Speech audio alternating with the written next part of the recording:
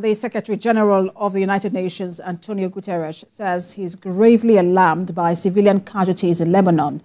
Israeli airstrikes are reported to have claimed over 550 lives, including 35 children. Asukwo James attended the press conference at the 79th United Nations General Assembly and now reports. The Blue Line has defied all peaceful moves. Days ago, communication gadgets exploded in Lebanon and in Syria, killing 11 people, including children, and injuring thousands. The UN Secretary General, speaking through his spokesman, said it is a worrying dimension. He adds that all parties must exercise restraint to avert escalation of the crisis and recommit to the full implementation of the Council's resolution. Mr. Guterres calls for de-escalation and quick diplomatic solution. All involved parties in this conflict must honor their responsibilities to protect civilians and ensure the safety and security of all UN personnel and assets. The Secretary General urges all parties to recommit to the full implementation of Security Council Resolution 1701 and immediately return to a cessation of hostilities and to restore stability. With over 274 deaths, including 24 children recorded, both Israel and Lebanon have ordered that schools be shut temporarily. The UN says humanitarian group will need about $50 million in the immediate to assist those in southern Lebanon. Ongoing hostilities in Syria are deepening humanitarian needs at a time when our appeal for response efforts across the country remain highly underfunded. The 2024 Humanitarian Needs and Response Plan just received 26% of the $4.1 billion that we need. That means that only just over $1 billion is actually in the bank. This has led to the lack of funding. The fact that it is only just over about 26% funded means that we've had to suspend health and water services and other critical assistance in some areas. Organizations as well. Meanwhile, the heads of Interagency Standing Committee of Humanitarian Systems and other international NGOs have renewed their demand and expressed worry about the catastrophe in Gaza. They want an immediate ceasefire, as this is the only way to end the sufferings of civilians and save lives. Asukwo James, TVC News, New York. And for more on this latest escalation in the Middle East, we have Global Affairs analyst Collins Oweke. He joins me from Brussels, the Belgian capital. We're also joined by TVC's assignment editor, Asukwo James, who is joining us from New York, United States. Good to have both of you. Well, let me begin with you, Asukwo. I mean, the United Nations have been speaking, even with the Israel-Hamas war. Give us more updates on what the UN intends to do to avoid some level of, escalation or higher escalation in this recent conflict. Yeah, the United Nations is trying to see how they can, stop the crisis in Gaza, especially how Israel has, destroyed Lebanon.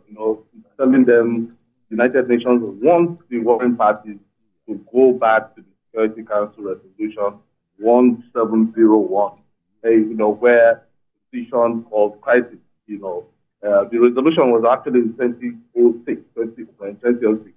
And that was when the United Nations, actually told the warring parties to make sure that they stop the war in that particular border, the border between Lebanon and Israel.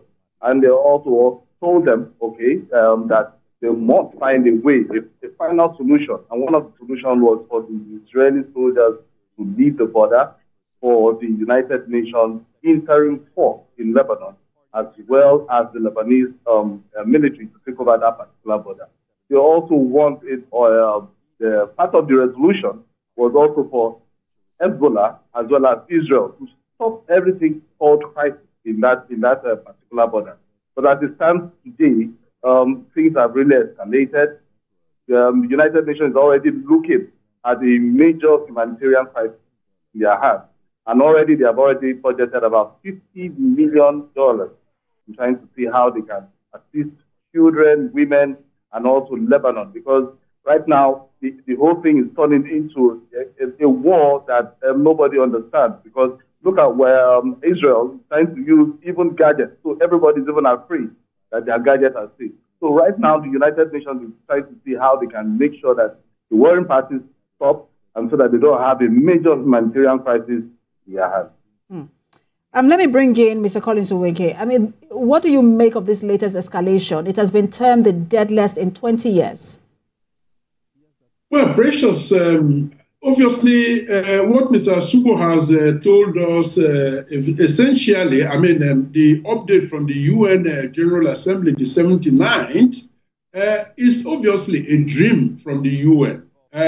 Now, whether that dream is going to come to reality is very much doubtful, because while the United Nations is talking about de-escalation, Israel has a strategic objective to escalate as a way of achieving de-escalation. So you see, there is a very, very huge disparity there. They have the fighting power. The firepower is on their side. The United States of America supports them.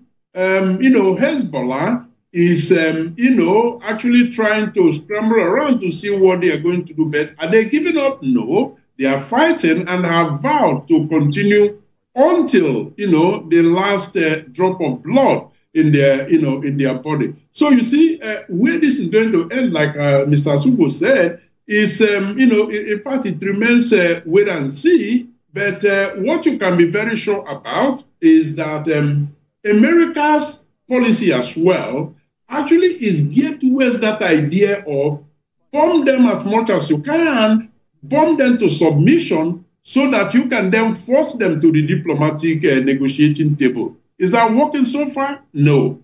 Is Hezbollah going to give up? No. Meanwhile, the human toll is escalating. So the only alternative, the only hope that the world has is that the clear voice with which the United Nations has spoken, with courage, with fairness, is the sort of voices that the world should brace up to hear more, because it is only through such pressure that something substantial could happen in that region of the world. Mr. Collins, I want to stay with you, but still on the point that Asuko was making about the United Nations. We've seen how the veto power of some countries like Russia, US, and China has stifled any plan for a ceasefire at the UN Security Council.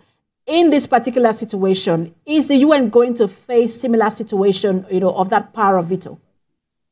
There is absolutely no doubt that, in fact, let me be more careful by choosing my words more carefully. I think it will surprise everyone if veto powers are not wielded again in this particular case. We've seen it happen before, and we're going to continue to see it happen. Now, one point that, we are observing is the fact that the United States is, kind of coming down a little bit, speaking up more in a subtle manner, though, against Israel, and not hesitating, as a matter of fact, to disagree with them on major issues. But their support remains very, very, very, strong, especially in an election year like this 2024. So you see, the veto power, yes, to answer your question very directly, the veto power, I think we should be set to see it being used by those that have them. And I must conclude on that by saying that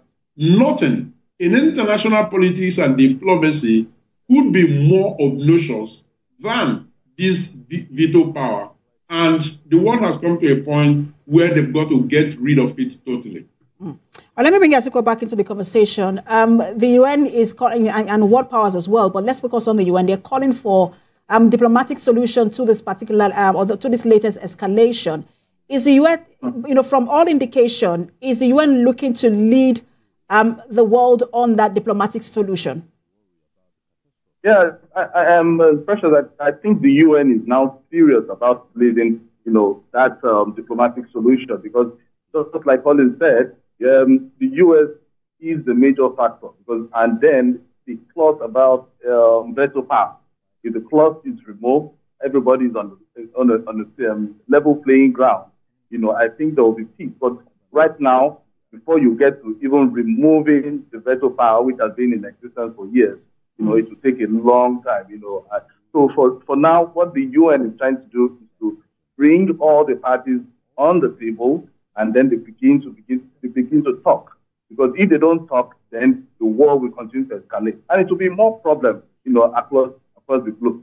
And so, what the UN is looking at is to see how they can maintain peace in the sense that people do not lose their lives, and that is the major thing, And trying to bring these parties onto the table becomes a very big problem. But I think from all we've seen so far, Lebanon is ready to come to the table. But if Israel will come to the table, as well as Israel's allies are also ready to also listen to what the resolution will finally be, is another kettle of fish entirely. But for now, everybody's still looking before the General Assembly will end, if there will be a peaceful resolution, particularly a diplomatic resolution that will end peace and that will end the war in that region. Thank you so much, Asukwo James, assignment editor for TVC.